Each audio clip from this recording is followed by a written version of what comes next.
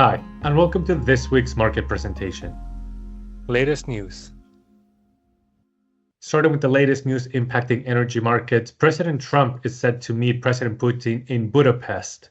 This follows the meeting between President Trump and President Zelensky at the White House this past week. President Zelensky came to the White House to discuss the ongoing diplomatic effort to end the war, as well as discuss the possibility of the U.S. providing additional long-range U.S. weapons, such as the Tomahawk missile, to Ukraine. Uncertainty over Trump's priorities became apparent during the meeting, with tense moments between both countries' leaders, with President Trump pushing for Ukraine to accept the peace terms set out by Russia and end the war. A lot of anticipation is now placed on the meeting between President Trump and President Putin and what progress could be made during their face-to-face meeting. Should the outcome of these talks lead to an end to the war, we could see the current geopolitical risk premium that is being priced into oil and gas markets ease. However, as the conflict continues, concerns over a broader impact to global oil and gas supplies remains. Moving on to the trade tensions between the US and China, following the imposition of an extended rare earth export control by China, tensions have been rising between the world's largest economies. Over the past week, the US has tried to settle down the situation and providing indications of points of collaboration between the two countries. Nonetheless, President Trump has remained persistent on his threat to introduce those 100% additional tariffs on all Chinese imports, even though he has indicated that they would be, quote, unsustainable. Treasury Secretary Bissant is set to meet Chinese Vice Premier in Malaysia next week to prevent a further escalation before the current tariff truce expires on November 10th. Later on in the month, Trump is expected to meet with President Xi Jinping in South Korea during the APEC forum, which is hopeful to bring easing of tensions between the two countries, which has been weighing on global economic markets. The impact on financial markets has been more pronounced given the more direct impact on the US and global economies. In terms of energy markets, the current tensions between the two countries continues to weigh on future demand expectations by hurting global growth expectations. A positive outcome to the meeting could certainly boost those demand expectations, adding additional pressure on prices. Over in Europe, the European Parliament has voted to accelerate a ban on Russian energy. The European Parliament committees voted 83-9 to approve a draft legislation that would ban Russian gas imports starting in January 1st, 2026. The draft would also ban Russian oil imports starting in 2026, a year earlier than the European Commission had originally proposed. The committee-approved draft now awaits a plenary vote between October 20th and 24th, which would then be followed by trilogues with the European Council and Commission, as well as final negotiations to be implemented. The impact on markets has remained somewhat subdued at the moment, as those negotiations and votes are yet to be approved. Nonetheless, the prospect of an earlier ban and move away from Russian energy would certainly add a boost to markets, as it would increase competition from alternative sources of oil and gas. Weather. Moving on to the weather forecast, the temperatures across most of Europe are expected to be warmer than average throughout the beginning of this week, and moving towards closer to seasonal averages through the middle and end of this week. Nonetheless, looking to the beginning of the following week, colder temperatures are once again forecasted to come across Western Europe, with below average temperatures expected then. Precipitation is expected to be more pronounced over the next 7 to 10 days, lending a boost to hydropower outlook expectations. Over in wind speeds are expected to pick up, particularly across Western and Central Europe over the next 7 to 10 days, potentially leading to an increase in wind power generation. Lastly, the end of the Atlantic hurricane season is upon us, but for the moment, we still see a greater than 60% chance of a tropical cyclone forming in the southern Caribbean. Yet, it is yet too early to tell if it will move towards the Gulf of Mexico and disrupt U.S. LNG exports, so we're continuing to keep a close eye on this for the moment. Microeconomics.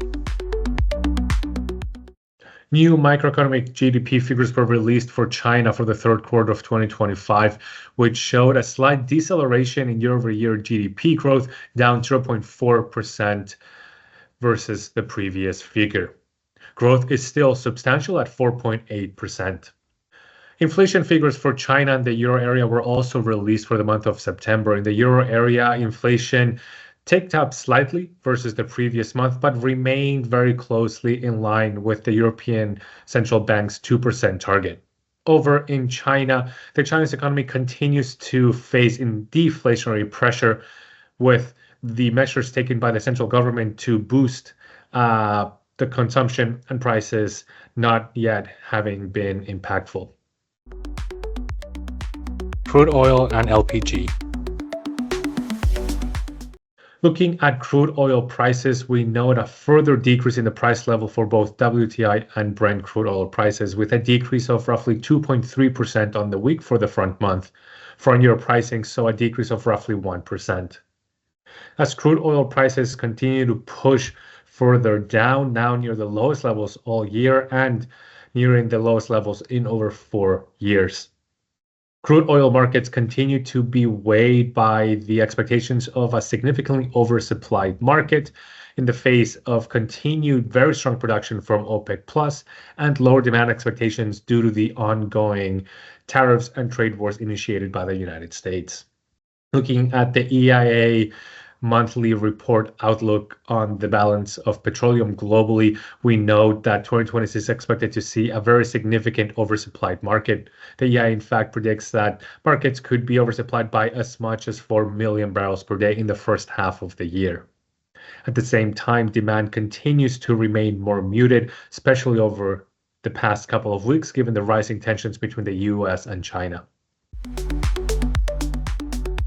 Natural gas. Natural gas markets saw a slightly bearish price evolution over the past week, with prices decreasing 1.8% for the front year. Overall pricing has been trending slightly downwards for the year ahead and becoming more stable further along the curve. Moving on to the fundamentals, gas storage levels remain stable over the past week, not increasing further. At the end of the last week, storage levels finished just under 83% full. This is below the European mandated target that was set ahead of November 1st, and noticeably below last year's levels. Looking at the injection rate, we've seen that the weather conditions over the past week, which boosted total gas consumption, led to the first weekly in storage withdrawals since the end of last winter. This has resulted in a further increase in the deficit versus the previous year, which had narrowed closer to 11% and now sits at around 12%. The lower overall inventories for gas are certainly adding some concerns over tighter conditions during the winter, adding some upward pressure to the market. As we can see here, the reason for the withdrawals from storage and the tighter conditions are due to that sharp increase in total demand, which has moved from the lowest levels in over 5 years to in line with the past 5-year average. Total supply has been similarly improving over the past week, just not as fast and as significantly as total demand. On the supply side of things, the improvements have primarily come from increasing LNG imports into Europe and, as a result, increasing levels of LNG sendouts. LNG sendouts have now increased to similar levels as in 2022, near the highest levels on record. At the same time, Norwegian gas flows have remained in line with last year's levels, although they have seen a slight decrease over the past week.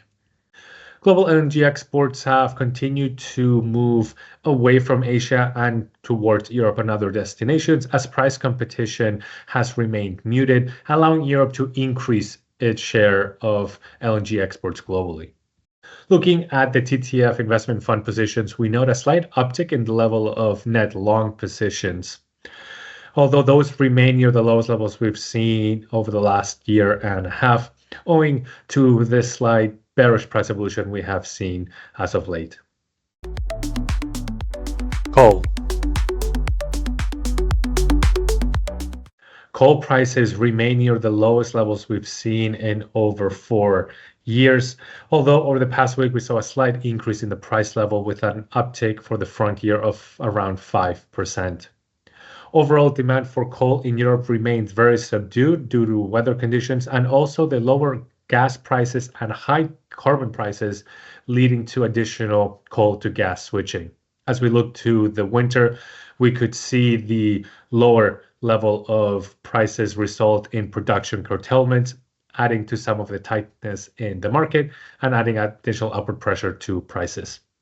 Elsewhere in Asia, demand from China remains subdued given the overcapacity in domestic production, although that appears to be corrected based on the measures taken by the government. In India, following the end of the monsoon season, we could similarly see an uptick in additional demand for imports as domestic consumption increases in the country. EU and UK emission allowances. In terms of emission allowances, we've seen a pretty stable evolution for the European market with minimal movement over the past week, with carbon allowances in the UK market increasing 1.7% week over week. Overall, carbon allowance prices in Europe have been moving towards the highest levels this year, pushing up towards the 80 euro per ton level. Over in the UK, prices are similarly moving towards the highs that we saw at the end of last year, beginning of this year. The higher price levels that we're seeing come in the face of year-to-date lower levels of power sector emissions across Europe, although, as you can see here, we have seen a significant increase over the past week, pushing up from the lowest levels over the past 5 years now to above the past 5-year average. In terms of investment fund positions, we continue to see the level of net long positions on the European side increase to a new record high, while positions in the UK market remain near record highs as well. Overall, this indicates the bullish sentiment amongst market participants, particularly as we look towards 2026 and the expected tightening of the supply of carbon allowances during the year. Having said that, the rapid increase in the price level and the large record level of net long positions could result in price corrections if there is a sell-off in the market. Electricity.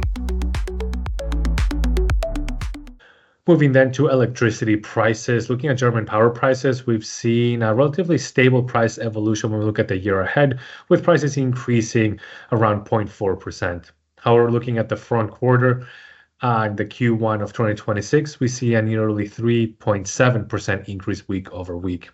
Nonetheless, we are still seeing a relatively stable price evolution when it comes to electricity prices in Germany. And when we look at the evolution across other European markets, we see a similar trend with relatively stable price evolutions over the past week.